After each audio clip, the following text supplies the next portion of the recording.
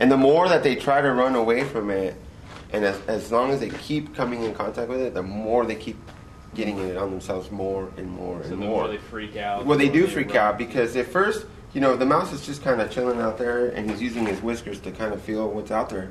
If he touches it right away, he'll freak out and turn around. We've seen like where his tail will hit the product right away. Then he stops, and then he goes like this, and he's trying to get it off. But now it's on his hands, and then it's on his face. So they can't get it off. It's impossible for them to get it off. See, so you've irritated them to the point where they're just desperate. Yeah. They're desperate. They slow down. Their normal reactions to other traps that they learn to avoid, they don't avoid them anymore. I mean, I'm sure you guys know a rat or a mouse will avoid certain. Richard was saying that earlier, that they just like know the locations of where they do. A mouse will learn different baits. You know, they'll send out another mouse, and if he gets caught, they'll avoid that bait. They memorize all this stuff, so they remember where everything is. Yeah. That's why people use them in mazes. Right? Yeah. I mean, they're freaking smart. You know, but if you can slow them down and make them just, you know, 10% weaker. You know, in their thinking process and in the reaction time also. I mean, you win the fight. You should win the fight. Yeah. You should win the fight because you got to be able to control them to do what you want them to do. You know. And this was just awesome because we were overwhelmed with so many, but, you know, if we would have had more guys and more glue traps out at the time before we started, we probably would have caught more. Yeah, we probably would have doubled it. Yeah, easily. I mean, in 2 hours, you know, Mike gauged it at 100, just over 100. So, and this is like, I know this is like the third round of blue boards. Third round? Yeah. So, because he said, when we left, Ernie said he took them all out and then they replaced them and they were still catching. So. Nice. Yeah. Yeah. And it's really easy to use the product. I mean, yeah, it seems pretty really. It's a no-brainer, man. It's a no-brainer, but it's the fact that we gotta, like what I'm explaining to you, I gotta explain to them to think that way. You know, it's not just, you know, put the trap there and hope they come to it. Put the bait there and hope they eat it. You know, put the glue board there and hope that they touch it. It's like you got to think about where they're wanting to go and where they're. Yeah. You can plan it and you should be successful.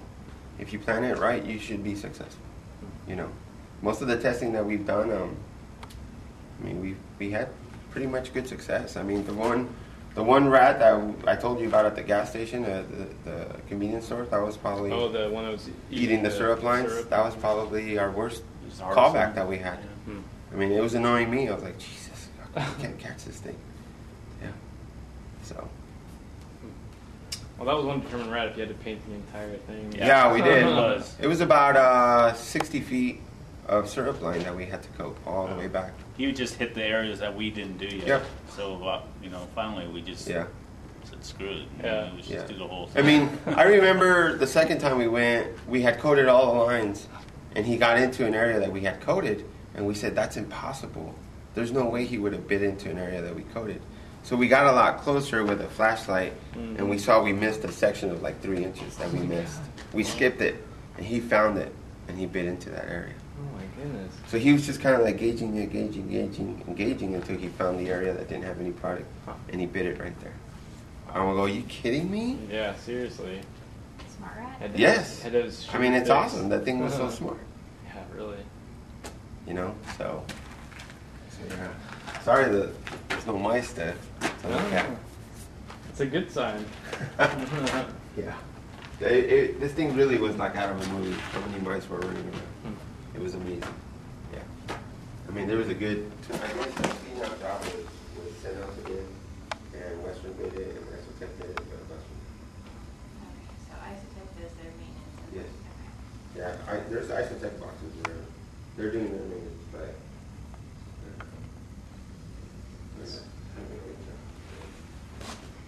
I mean, I told Western, I said, when this is all done, because they got to turn this thing in by the first week of September, when all the animals are coming back.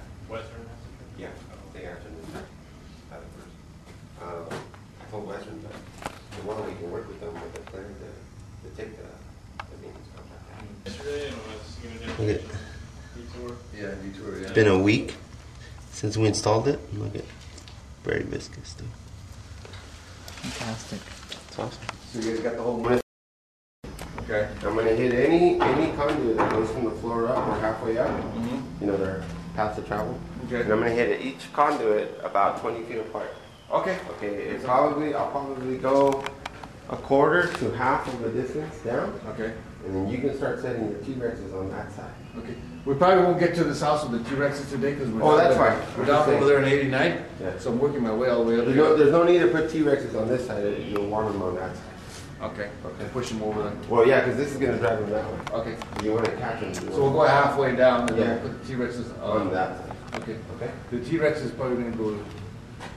Are you gonna do any installs? Could you have a line running on each stall on each side? You see. We were just putting them out there in all the other houses. Uh-huh. But see, it's a little different here because you don't have a lot of right now. Okay. I'll probably hit all this, and I'll probably do some in there too. Okay. Okay, that's Just- fine.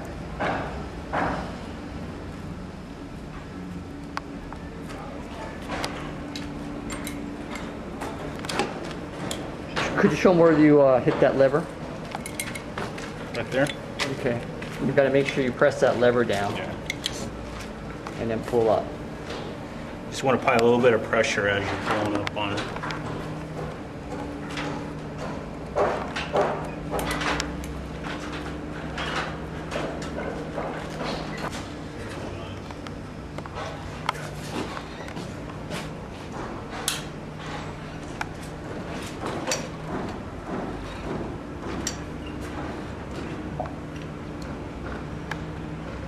I'm going to fill this void in here. Just so that they can't come in and out through there. And all you really need to do is put a barrier across, like so. That's to keep them from coming this way. And I'll do another one on that corner.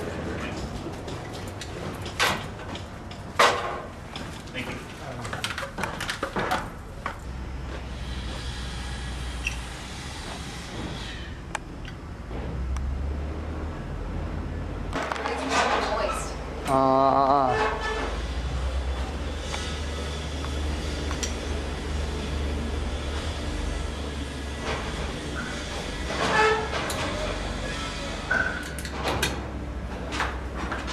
Explain why you're putting it right there. Max? It's a junction or a jump off point so that they can't get back to this side. Okay. And it's just gonna get worse.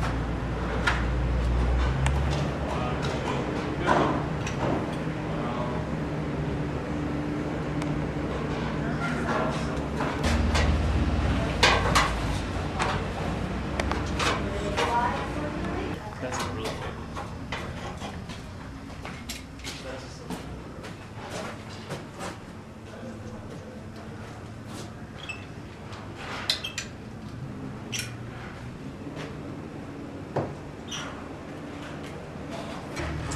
Where the thing is, and the fuselage should congregate here.